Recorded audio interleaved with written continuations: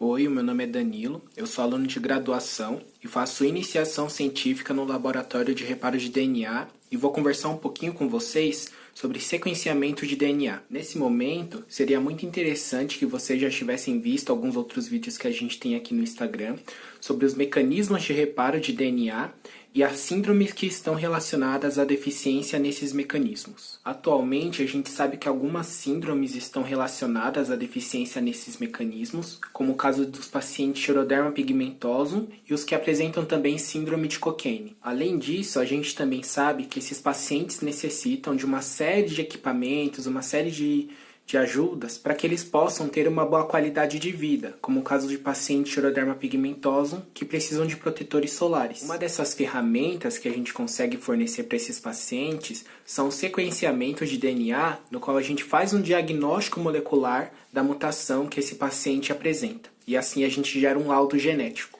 Mas como que a gente consegue fazer esses diagnósticos moleculares? Quais são as ferramentas que o nosso laboratório tem para que a gente consiga identificar uma mutação?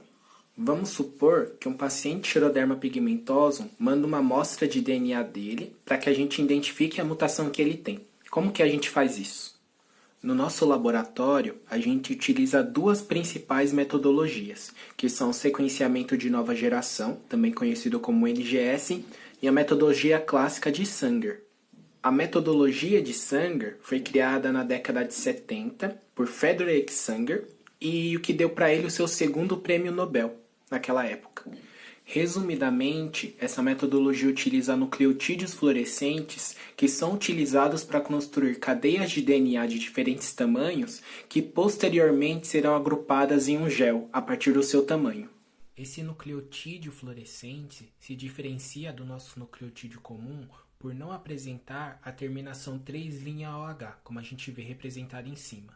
Quando você faz uma PCR com esses nucleotídeos, você produz cadeias de DNA com terminações fluorescentes de diferentes tamanhos, e essa fluorescência varia para cada tipo de base. Aqui embaixo, a gente consegue ver que a gente tem cadeias de diferentes tamanhos, com terminações fluorescentes de diferentes cores, mas que quando você organiza por tamanho, a gente tem uma cor para cada região. Então essa fluorescência vai ser captada por um detector, que a partir do tamanho da sequência de DNA produzida, consegue determinar a posição da base nitrogenada fluorescente. O resultado final disso é um gráfico que a gente chama de eletroferograma, representado aqui embaixo, onde ele mostra picos de fluorescência e determina qual é a base nitrogenada em cada região. Nessa imagem estão representados então dois eletroferogramas, no qual o superior, que é o controle, foi encontrado um G, e o mutado embaixo foi encontrado um T, o que alterou então o aminoácido, nesse caso. Uma desvantagem da metodologia de Sanger é que ela só consegue sequenciar algumas centenas de bases. Entretanto, quando a gente compara com o NGS, ela é bem mais barata e tem uma maior fidelidade. Essa fidelidade está relacionada com a melhor percepção do tipo de mutação que a gente encontra naquela amostra, sendo um SNP, uma deleção e por assim por diante. Por conta disso, a gente utiliza essa metodologia para investigar mutações que já foram descritas na literatura ou que apresentam um grande efeito fundador aqui no Brasil. A metodologia de NGS é uma metodologia mais recente que apresenta um alto custo financeiro, mas que ao longo dos anos tem se barateado. Existem diferentes metodologias no mercado, mas eu vou comentar um pouquinho com vocês sobre a que a gente mais utiliza no laboratório, que é a metodologia Illumina. Essa metodologia, também conhecida como Solexa, utiliza os princípios básicos de Sanger e a gente vai entender um pouquinho do porquê disso. Para simplificar, a gente pode dividir ela em 4 etapas, que são a preparação das amostras, a amplificação do cluster, o sequenciamento em si e a análise desses dados obtidos. Na preparação das amostras, a gente vai pegar esse DNA genômico que a gente tem desses pacientes e utilizar as famosas enzimas de restrição para quebrar eles em fragmentos menores.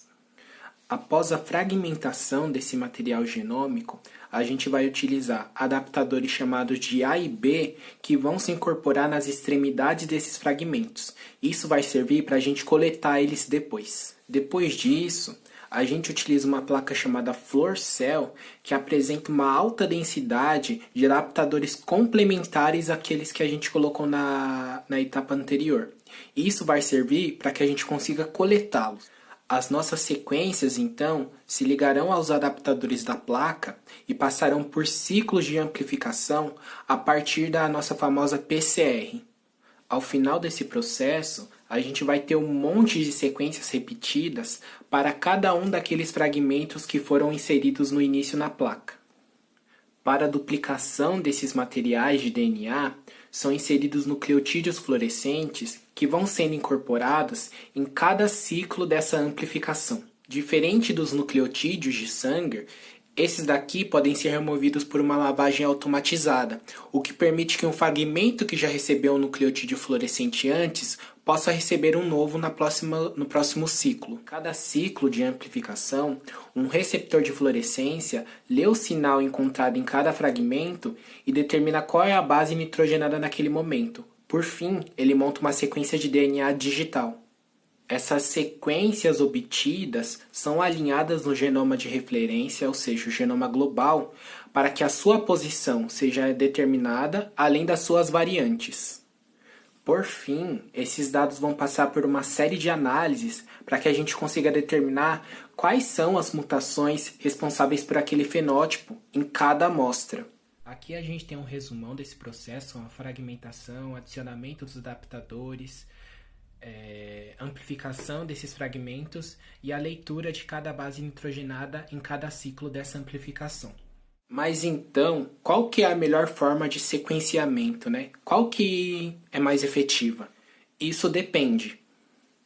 Apesar do NGS conseguir sequenciar quase todo o genoma de uma amostra, ele tem dificuldade em diferenciar algumas mutações, como inserções e deleções. Por conta disso, a gente sempre confirma uma mutação por Sanger que foi encontrada previamente por NGS.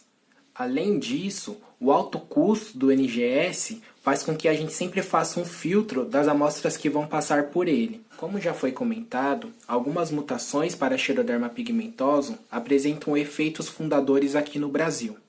Por conta disso, a gente sempre faz uma pré-análise por Sanger dessas mutações que estão bem distribuídas na nossa população.